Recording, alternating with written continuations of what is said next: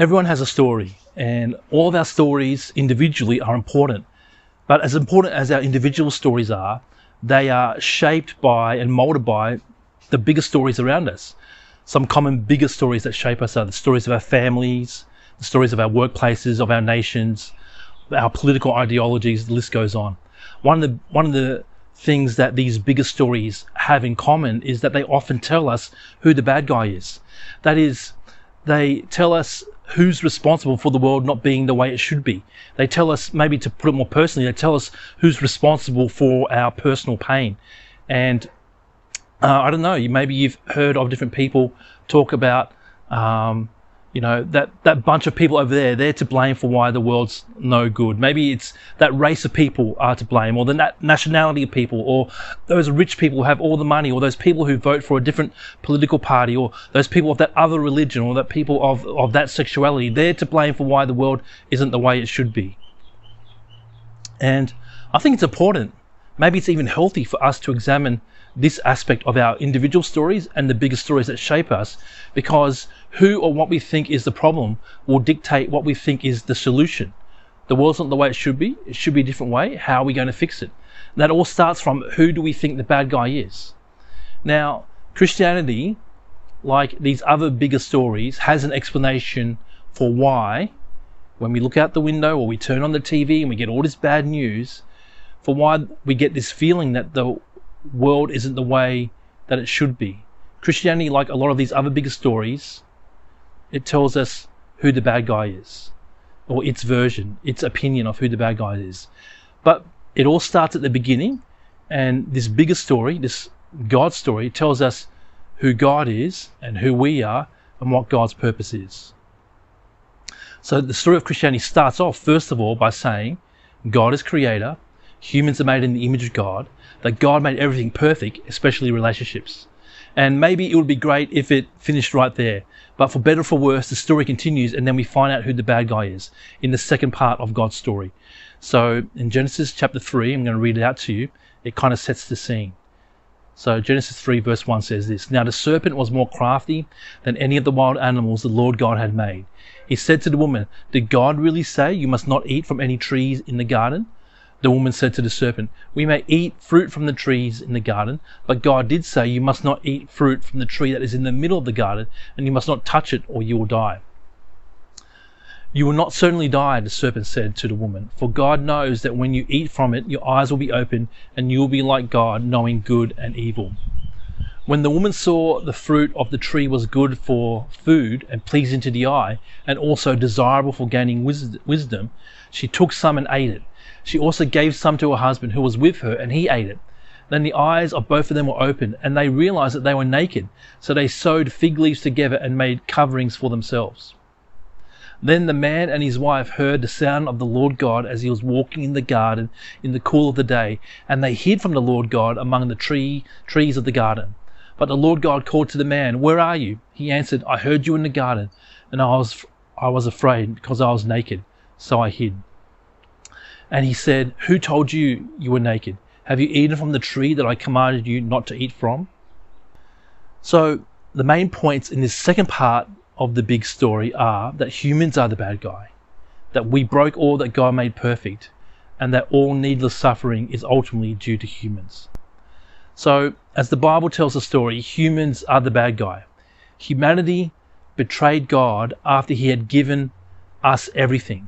God made everything perfect and created us to be his representatives, where we would partner with him in cultivating the universe. There was only one restriction: let God be God of our lives. Instead, humans rebelled against God and demanded that they be God. But even more, there was a betrayal of relationship. God wanted humans to know the difference between good and evil. You might think it's funny, why did he restrict humans eating from the fruit of the tree of the knowledge of good and evil? Didn't God want humans to know the difference between good and evil? But God did want humans to know the difference between good and evil. But he didn't want them to grow in that knowledge independently, as the story is told. He wanted them to grow in that knowledge of good and evil through a relationship with him. So not only was eating the fruit of the tree of the knowledge of good and evil a rejection of God as God, it was also a rejection of a relationship with God. That's what makes, and that's according to the big story, that's what makes humans the bad guy. We wanted to be like God, and we rejected relationship with God. So it's interesting, isn't it? We know this in our daily lives, that maybe you're like this, maybe you know lots of people who are like this. But there are lots of people who like to point the finger and blame others for what's wrong with the world. And it's kind of understandable. I get it. We're always looking for a scapegoat. We're looking for who we can pin the blame on. And we're looking at other people because we don't want to necessarily look in the mirror and say, oh, it must be me. I'm the bad guy. It must be those others. We like to say those others are the bad guy. But as the Bible tells the story, as God tells the story, humans are the bad guy because we rejected God. And it's not just those humans over there with their power, or those humans over there with their money, or those humans over there with their selfishness or their violence or whatever. It's all of us. And I want to invite you to imagine what our personal stories would be like if all the energy that we spent finger pointing, saying those guys are bad, they're the ones who need to sort things out, if all of that finger pointing was instead, all that energy used for that finger pointing was instead used to repair relationships, I wonder how things would be different. Maybe the next time someone is complaining about how those people are the cause of our pain, and those people could be anyone who's been, lumped into a group and kind of made as the scapegoat. Those rich people, those poor people, those tall people, those short people, whatever. Those people, the bosses, the management. Maybe the next time someone is complaining about how those people are the cause of our pain, you could respond with, yeah, I get why you think that. They have hurt you. I understand that you are wanting to pin all the blame on them. I actually respect that. But I wonder if there's a way to work towards a solution, knowing it's not just them, not just those guys over there, but all of us that have contributed to the way the world is. Or maybe next time you're thinking that. You're thinking, oh, that person, it's his fault, it's her fault. And then go, hang on a sec. Maybe instead of putting that energy into blaming, what I can do is I can put that energy into thinking, you know what? I wonder if there's a way to work towards a solution, knowing that I've also contributed to the situation somehow. How can I work together with that person? Now, here are some other things to think about, some questions to maybe discuss. And if you have any good points that you'd like to challenge me on or to raise, then I'd be happy to hear it. I just wonder if this second part of God's story, looking at how humans are the bad guy, not just a group of humans, but all of us, I wonder if that makes sense of something that you've felt or experienced in your life before. Does it go, oh, you know what, this kind of makes sense, this resonates?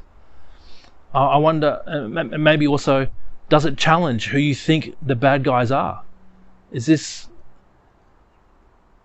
making you think, well, maybe I can't afford just to think it's just them, whoever them is? Another question. What do you think are some advantages or disadvantages to this concept that all humans are the bad guy?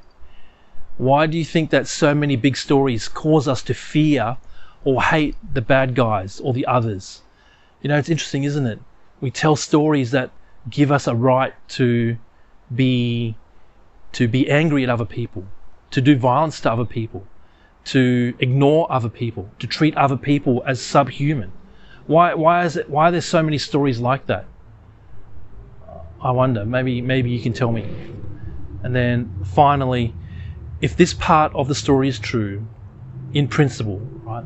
Genesis chapter 3 explains who the bad guy is. The bad guys are humans because we rejected God as God and rejected relationship with Him. If this part of the story is true, what changes would it make in the way that you live your life? What changes would it make in the way you see the world?